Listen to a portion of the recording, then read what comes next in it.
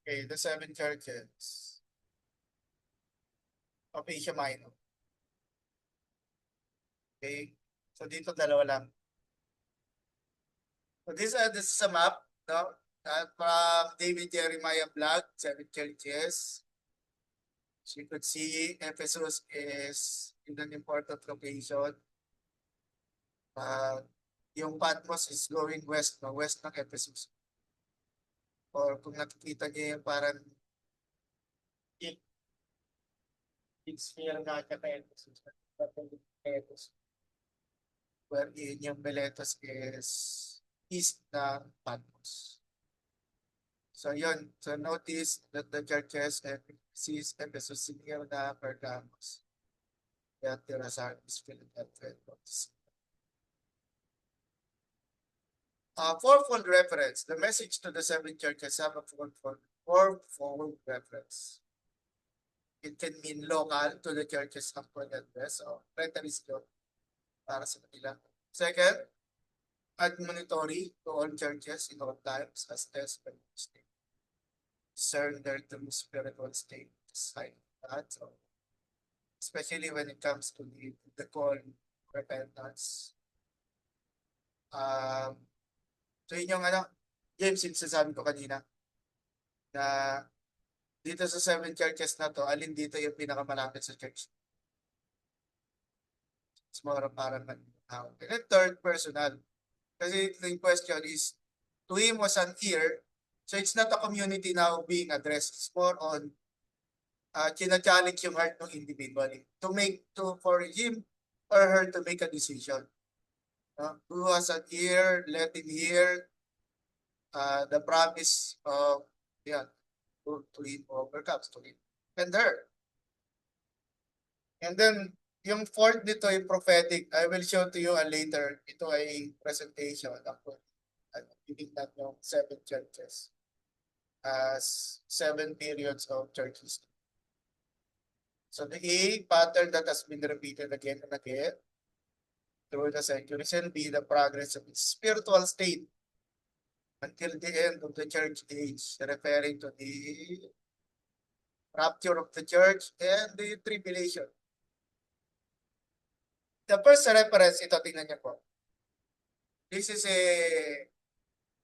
table of the seven churches.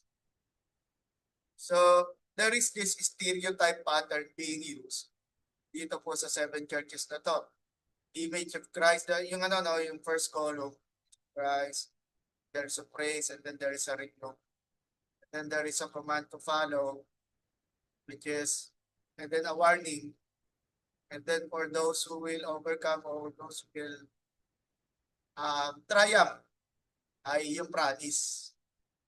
So there are seven churches na outlined dyan. Notice that Smyrna, there is no rebuke, there's no warning. Ito yung mga good churches. I say that also for Philadelphia. There is no rebuke, but there is no warning. And then, sa Laodicea naman, wala namang praise. Laodicea, 3:40, tapos there's no praise. Ang meron lang sa kanya, puro review, puro command, tsaka warning lang. Pero still, those who will overcome, merong promise na. So, ayun, yung notable among the churches is, ano nga, yung Smyrna at Philadelphia na they appear to be faithful as described in the seven churches.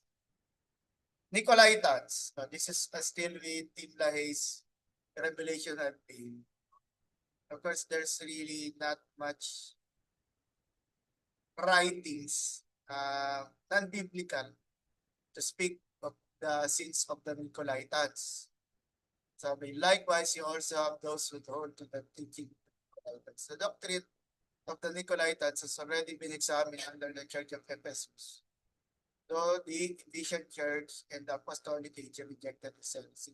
It was, however, accepted by the Church of Pergamum and the endorsed by or Pergamum Age. Nicolaitanism is the doctrine of a strong ecclesiastical hierarchy ruling over the laity. This has been conducive to a strong, uh, this has never been conducive to a strong spiritual condition of the church. Lay people were given no voice in church affairs, but were required to obey blindly the needs of the clergy. The clergy then gradually seemed to gravitate toward practical ivory tower type system that separated for it.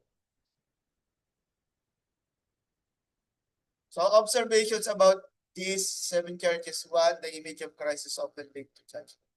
Ganyan. Whenever Christ is being illustrated by John according to sa mga features taken from chapter 1 of the book of Revelation, often tied to judgment. Second, the frequent errors are false teaching and sexual love. That they need to repent. They need to rid of mga false teaching. And in churches, Smyrna and Philadelphia are praised without rebuke. Church Laodicea naman is rebuked without praise. Tignan natin yung Laodicea. This is a map sa Lycus River Valley. See yung mga sources of water. That springs in Hierapolis are not safe to drink. Colossae has cold springs. Okay. Kulang ng letter S. Dapat dito pala, Colossae has a cold spring. Tapos from Crossroads Bible, Laodicea's money but no water. Yun yung pinagmamalaki nila doon sa 7th church. Source of water. Kaya kasi lukewarm. Wala kayong tubig, kung kayo yaman. And you could see yung seats nila is tied to the richness. Fourth reference ito, yung how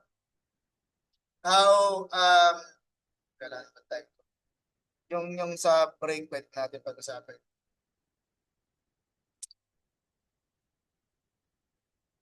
Paano? First, yung spiritual history of the church. Oo nga rin, dapat nagdala ako ng quote ko eh. Pero, mukha kasi conference pag nagdala ako ng quote, kaya ayoko nagko-quote eh.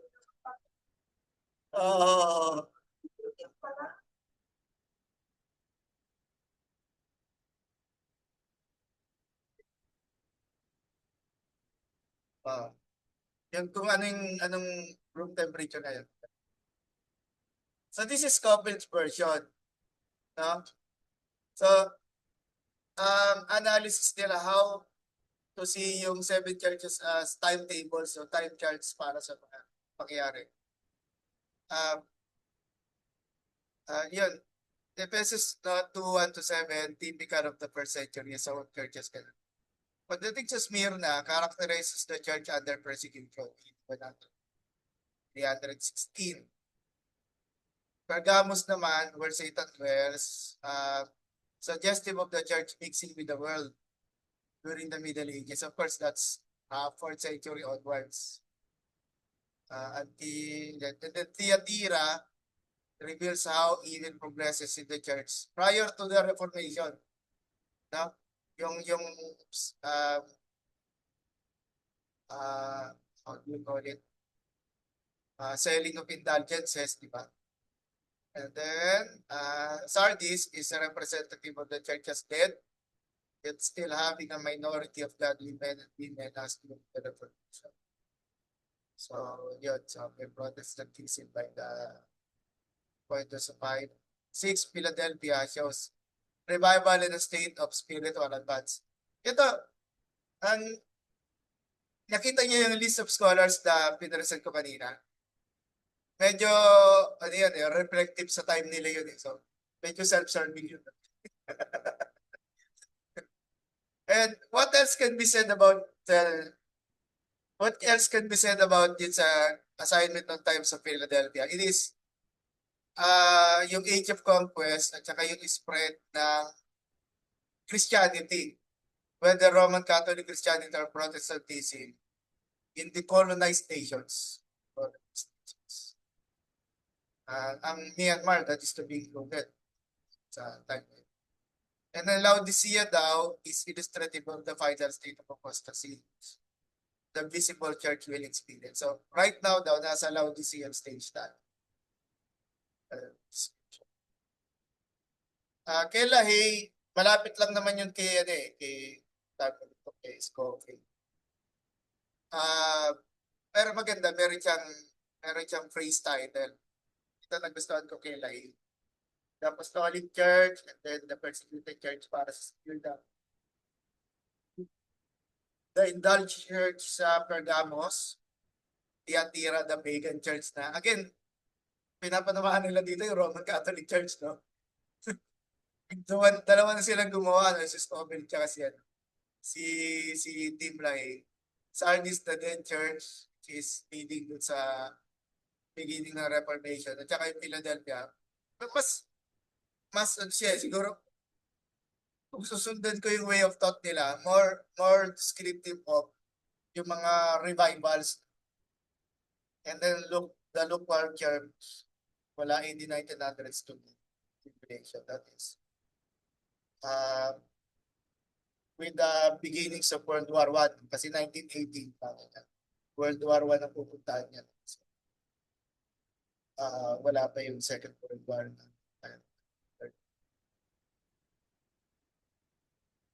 Ito, dito na tayo, you take this in your notes.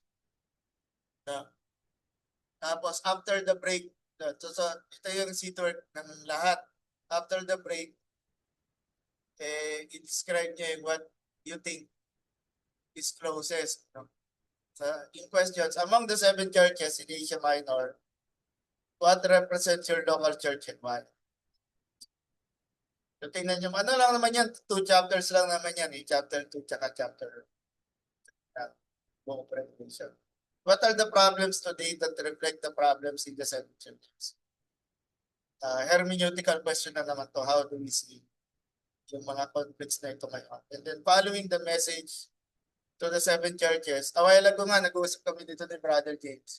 Yung sagot naman, binigay na rin ni Jesus. So bakit pa natin babaguhin? Yun nga lang, siyempre, paano natin check? Paano natin lalagyan ng fresh yung understanding mga concerns na.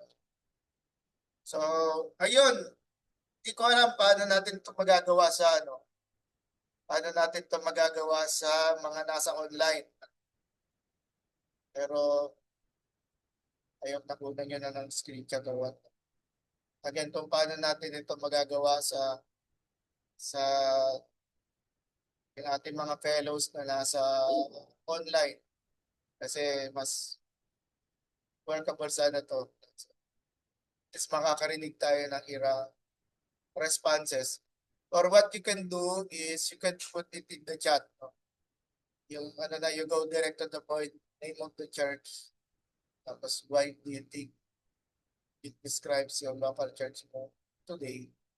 And yung mga solutions. Kasi bakit naman pinag-uusapan lang natin yung negative side ng natin. Solutions there.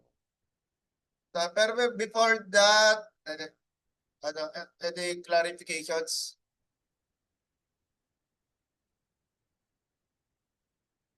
Ito naman 11.1 sa para